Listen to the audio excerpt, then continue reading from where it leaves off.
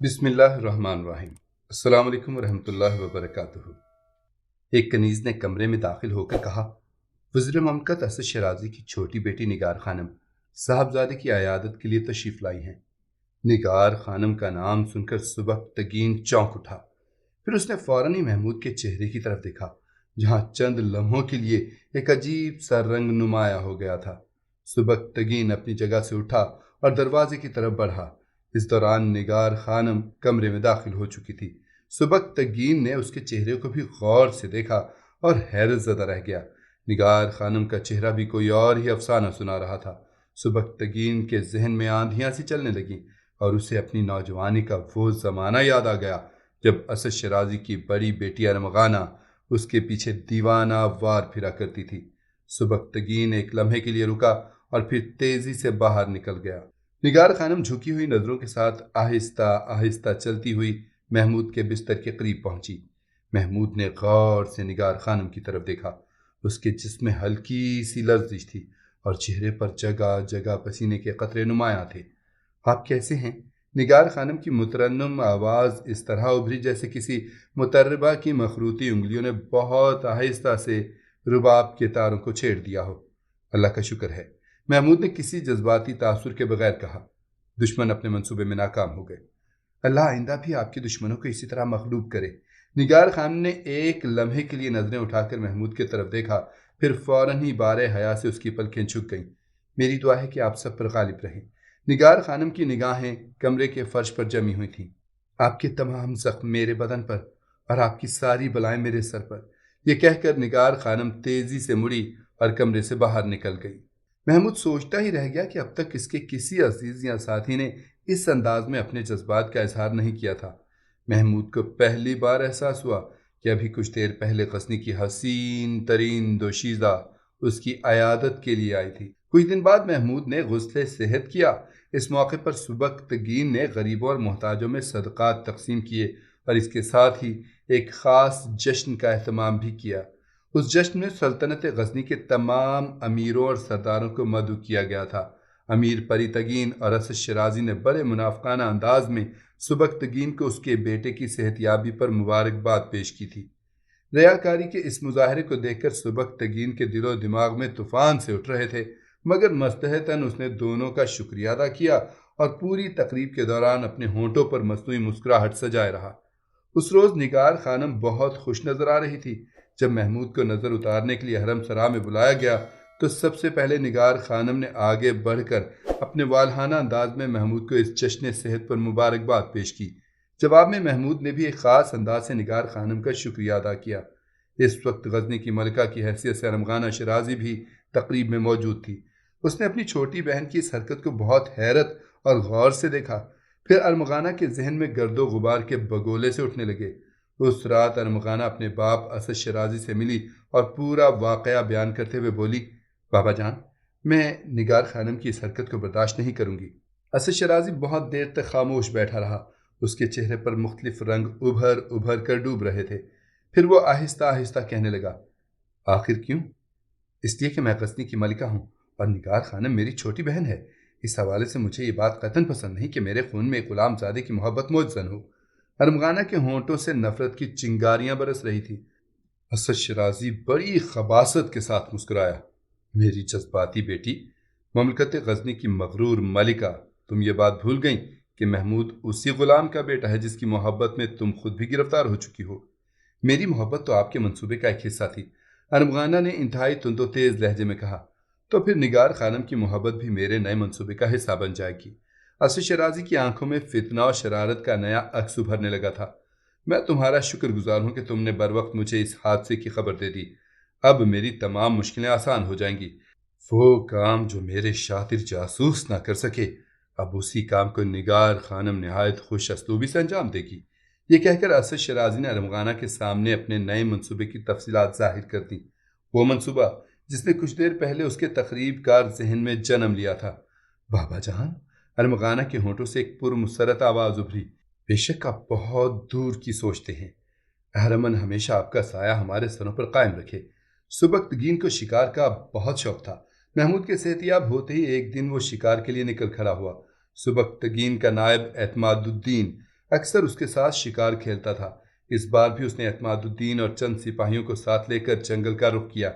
جب سبکتگین جنگل کے ایک تاریک حصے میں داخل ہوا تو یکا یک تمام سپاہیوں نے اسے نرغے میں لے لیا اور نائب سپہ سالار اعتماد الدین نے چیخ چیخ کر کہا، سردار، آپ کی سالاری کے دن ختم ہو چکے، بہتر یہ ہے کہ آپ خاموشی کے ساتھ اپنے آپ کو گرفتاری کے لیے پیش کر دیں، ورنہ کچھ دیر بعد آپ کی لاش جنگلی درندوں کی خوراک بن جائے گی۔ سبکتگین نے بڑے کرب کے عالم میں اپنے نائب کی طرف دیکھا۔ آخر تو نے ایسا کیوں کیا اعتماد الدین؟ میں تو تجھ پر اپنے بیٹے کی طرح اعتماد کرتا تھا، پھر میری پشت میں خنجر اتارنے کی یہ سازش کیوں؟ کیا میری عنایات و نوازشات کا یہی صلہ ہے؟ سردار، آپ خود بہت خود غرض انسان ہیں، اعتماد الدین نے انتہائی سنگدلانہ لہجے میں کہا۔ آپ کی کم نظری نے کبھی میری آنکھوں کی طرف نہیں دیکھا، جہاں بہت دنوں سے کچھ خواب کروٹیں لے رہے ہیں۔ میں بھی ایک باصلاحیت سپاہی ہوں اور میرا بھی حق ہے کہ میں غزنی کے افواج کا سالار بن کر اپنے فن حرب و ضرب کا بھرپور مظاہرہ کروں اور تمام دنیا کو بتاؤں کہ فتوحات کیسے حاصل کی جا سکتی ہیں۔ اگر آپ رضاکارانہ طور پر میرے لیے جگہ خالی کر دیتے تو یہ برا وقت کبھی نہ آتا، چونکہ آپ ایک حریص انسان ہیں اور ہر حال میں اقتدار سے چمٹا رہنے چاہتے ہیں، اس لیے میں نے مجبوراً بغاوت کا یہ راستہ اختیار کیا ہے۔ اب بہتر یہ ہے کہ آپ رضا اور رغبت سے زنجیریں پہن لیں اور اپنی زندگی کے باقی دن کسی تاریک زندان میں گزار دیں۔ اگر آپ کو کسی وجہ سے یہ مجہول زندگی پسند نہیں تو پھر سمجھ لیں کہ آپ کی سانسوں کا شکار ختم ہو چکا ہے۔ سبکتگین نے اپنے غدار نائب کی طرف تحقیر آمیز نظروں سے دیکھا۔ نہیں اعتماد الدین، میں زنجیریں تو نہیں پہنوں گا۔ یہ کہہ کر سبکتگین نے اپنے گھوڑے کو اڑ دی اور باغی سپاہیوں کے حصار کو توڑتا ہوا نکل گیا۔ اس کشمکش میں سبکتگین کے جسم پر کئی گہرے زخم آئے، مگر وہ غداروں کے نرغے سے باہر نکل گیا۔ اس کا تعاقب کرو، اعتماد الدین نے چیخ کر اپنے سپاہیوں کو حکم دیا۔ اس دوران سبکتگین اپنی تلوار کھینچ چکا تھا۔ وہ کچھ دور جا کر پلٹا اور بلند آواز میں بولا، اعتماد الدین، میں نے فرار ہونا سیکھا ہی نہیں، آج تو میرے پیروں میں اپنی بیڑیاں ڈالے گا یا پھر میں تجھے سر سے پاؤں تک خونی کفن پہناؤں گا۔ اب دیکھنا ہے کہ خدا کس کو اس کے ارادوں میں کامیاب کرتا ہے۔ اعتماد الدین کے 30 سپاہی بیک وقت سبکتگین پر ٹوٹ پڑے تھے اور سالار غزنی کی شمشیر برق کی مانند چمک رہی تھی۔ ابھی سازش کے اس خون رنگ کھیل کو جاری ہوئے کچھ ہی دیر گزری تھی کہ نائب سپہ سالار اعتماد الدین کو اپنے عقب میں دوڑتے ہوئے گھوڑوں کی آوازیں سنائی دیں۔ اعتماد الدین اس کے ساتھی فوجیوں نے گھبرا کر ادھر ادھر دیکھا۔ یہ کون لوگ ہیں؟ اعتماد الدین نے خوفزدہ لہجے میں اپنے سپاہیوں سے پوچھا۔ ہمیں کچھ نہیں پتا سردار، سپاہیوں پر حیرت سی طاری تھی۔ میں آ رہا ہوں بابا، یکا یک ایک تیز آواز ابھری۔ سبکتگین نے پہچان لیا کہ یہ اس کے بیٹے محمود کی آواز تھی۔ بے خطر چلے آؤ فرزند، جواب میں سبکتگین نے چیخ کر کہا۔ غداروں کے دل بہت چھوٹے ہوتے ہیں، وہ تمہارا مقابلہ نہیں کر سکتے۔ ابھی جنگل میں سبکتگین کی آواز کی گونج باقی تھی کہ محمود اپنے 50 سپاہیوں کے ساتھ نمودار ہوا اور پھر ہر طرف موت کا رقص شروع ہو گیا۔ پھر جب یہ رقص فنا ختم ہوا تو اعتماد الدین کے تمام سپاہی ہلاک ہو چکے تھے اور غزنی کا نائب سپہ سالار انتہائی شکستہ حالت میں زمین پر پڑا تھا۔ سبکتگین اعتماد الدین کو دیکھ کر مسکرایا اور پھر اس نے بڑی حقارت سے اپنے نائب کے منہ پر تھوک دیا۔ اعتماد الدین، آج میں نے سوروں سے بھی زیادہ ناپاک جانوروں کا شکار کیا ہے۔ تم سب جانور ہی تو ہو کہ اپنے محسنوں سے غداری کرتے ہو، بلکہ جانوروں سے بھی بدتر ہو کر بہت سے جانور اپنے آقاؤں کے احسان کا قرض اتارنے کے لیے اپنی جانیں تک دے دیتے ہیں۔ اعتماد الدین زخموں سے چور تھا اور فریادی لہجے میں اپنے گناہ کی معافی مانگ رہا تھا۔ سردار، میں مجبور تھا، اگر ایسا نہ کرتا تو امیر پری تگین کا زہر آلود خنجر میری شہرہ کاٹ دیتا۔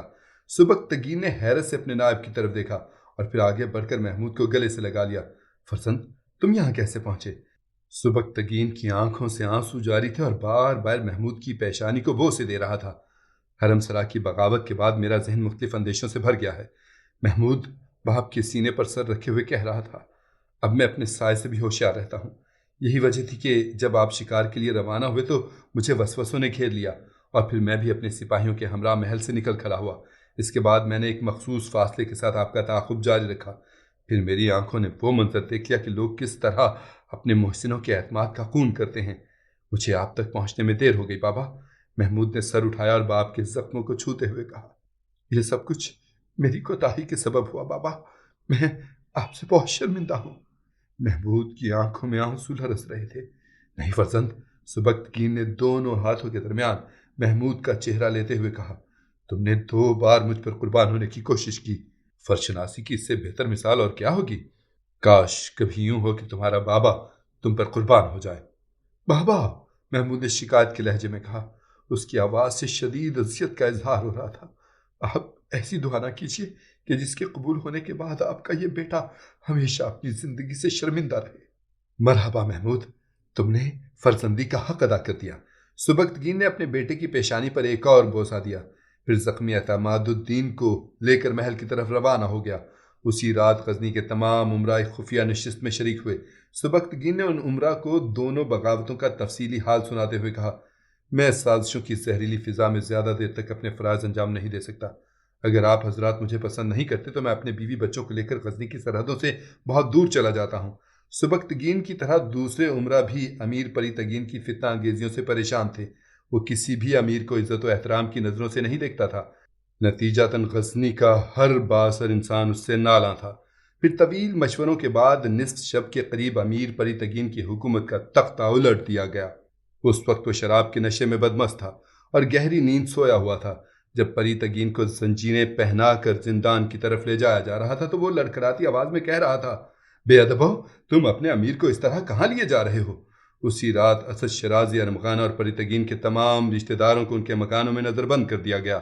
اسد شرازی عالم وحشت میں بار بار اپنے سر کے بال نوچ رہا تھا اور چیخ چیخ کر کہہ رہا تھا، ستاروں نے اتنا بڑا جھوٹ کیسے بولا؟ میری بساط سیاست یک بیک کیوں لٹ گئی؟ کیا میں باقی اپنی زندگی قیدیوں کی طرح بسر کروں گا؟ یہ کیسی رسوائی ہے؟ باپ کی مجنونانہ کیفیت دیکھ کر اسد شرازی کی سب سے چھوٹی بیٹی نگار خانم خاموش نہ رہ سکی۔ بابا جان، میں تو پہلے عرض کر چکی تھی کہ دولت و اقتدار کی حوث کا انتقام بربادی کی اسی منزل پر ہوتا ہے۔ کاش آپ نے اپنے موجودہ مذہب پر قناعت کی ہوتی اور اللہ کے شکر گزار بندوں میں شامل ہو گئے ہوتے۔ چپ ہو جا گستاخ! اسد شرازی کسی زخمی درندے کی طرح دھاڑا، تو نے اپنے بزرگوں کا مذہب چھوڑ کر کفر کا راستہ اختیار کر لیا ہے۔ اسد شرازی نے نگار خانم کی نافرمانی کی طرف اشارہ کرتے ہوئے کہا، تجھے اس غلام زادے کی محبت نے اندھا بنا دیا ہے۔ یہی وجہ ہے کہ تم اپنے باپ کی بات نہ مار کر گناہ عظیم کی مرتکب ہوئی ہو۔ اہرمن تجھے کبھی معاف نہیں کرے گا۔ بابا، میں کسی اہرمن کو نہیں جانتی، نگار خانم نے نہایت شائستہ لہجے میں کہا۔ میں اپنے اللہ پر ایمان رکھتی ہوں۔ اگر میری یہ روش آپ کی نظر میں کفر ہے تو پھر کفر ہی صحیح۔ ایک بیٹی کی حیثیت سے میرا دل ہمیشہ آپ کی اس حالت پر کرتا رہے گا۔ میں نے آپ کی ہدایت کے لیے اپنے اللہ سے بہت دعائیں کی ہیں، مگر اب تک کوئی دعا قبول نہیں ہوئی۔ شاید اس لیے کہ آپ خود ہی سیدھے راستے پر چلنا نہیں چاہتے۔ آپ نے مجھے اور میری تمام بہنوں کو ایسی غلط تربیت دی ہے کہ اس کا ذکر کرتے ہوئے بھی شرم محسوس ہوتی ہے۔ کاش آپ ایک باپ کی ذمہ داریاں… ابھی نگار خانم کی بات مکمل بھی نہ ہونے پائی تھی کہ اسد شرازی دیوانہ وار آگے بڑھا اور نگار خانم کے منہ پر زوردار تمانچے مارنے لگا۔ بے حیا، تو اپنے بزرگوں کے مذہب سے پھر گئی ہے؟ اہرمن تجھے غارت کر دے اور رسوائی کی ایسی زندگی دے جو آج تک دنیا کی کسی عورت نے نہ دیکھی ہو۔ اسد شرازی نے اس قدر صفاقی اختیار کر لی تھی کہ وہ مہربان باپ کے بجائے کوئی جلاد نظر آ رہا تھا۔ نگار خانم کسی مجسمے کی مانند بے حس و حرکت کھڑی باپ کا تشدد برداشت کرتی رہی، یہاں تک کہ اس کے سرخ و سفید چہرے پر کئی نیلے نشان ابھر آئے۔ دوسری طرف ارمغانہ شرازی اپنے کمرے میں کسی پاگل عورت کی طرح دیواروں سے سر ٹکراتی پھر رہی تھی۔ وہ بار بار دروازے پر آتی اور مسلح سپاہیوں کو انتہائی بےہودہ انداز میں مخاطب کرتے ہوئے کہتی، سبکتگین کے کتو، کیا تم نہیں جانتے کہ میں غزنی کی ملکہ عالیہ ہوں؟ مجھے باہر جانے کا راستہ بتاؤ تاکہ میں تمہارے غاصب آقا سے اپنی توہین کا انتقام لے سکوں۔ خاتون، آپ کو غزنی کے فرما روا کا نام نہایت احترام سے لینا چاہیے، ایک مسلح سپاہی ارمغانہ کی بےہودگیوں کا جواب دیتے ہوئے بلند آواز میں کہنے لگا۔ یہ تو امیر سبکتگین کی اعلیٰ ظرفی ہے کہ انہوں نے کوئی وحشیانہ حکم جاری نہیں کیا، ورنہ اب تک آپ کی یہ گندی زبان کئی ٹکڑوں میں تقسیم ہو چکی ہوتی۔ ارمغانہ کی حریص فطرت ابھی تک حقائق کو تسلیم کرنے پر آمادہ نہیں تھی۔ وہ برباد شدہ اقتدار کے جھوٹے نشے میں چور مسلسل امیر سبکتگین کو گالیاں دے رہی تھی اور مسلح سپاہی فرما روائے غزنی کے حکم سے مجبور خون کے گھونٹ پی رہے تھے۔ جب پری تگین کا خمار ٹوٹا تو اس نے اپنے آپ کو زندان کے ایک تاریک گوشے میں پایا۔ وہ کسی طرح بھی اس انقلابی عمل کو قبول کرنے کے لیے تیار نہیں تھا۔ پری تگین بھی ارمغانہ شرازی کی طرح سبکتگین کو انتہائی ناشائستہ اور غیر مہذبانہ الفاظ میں یاد کرتا رہا، مگر یہاں صورتحال مختلف تھی۔ داروغہ زندان نے آگے بڑھ کر پری تگین کو دھکا دیا اور غزنی کا سابق امیر طاقتور ہاتھوں کی تاب نہ لاتے ہوئے اوندھے منہ قید خانے کے فرش پر گر گیا۔ سبکتگین نے امیر غزنی بننے کے بعد دشمنوں کے ساتھ کیا سلوک کیا؟ کیا نگار خانم کو بھی راہ راست پر ہونے کے باوجود اپنے باپ کا کیا بھگتنا پڑا؟ सनसनीखेज दास्तान में आगे क्या हुआ، अगले हिस्से में मुलाहजा फरमाइए।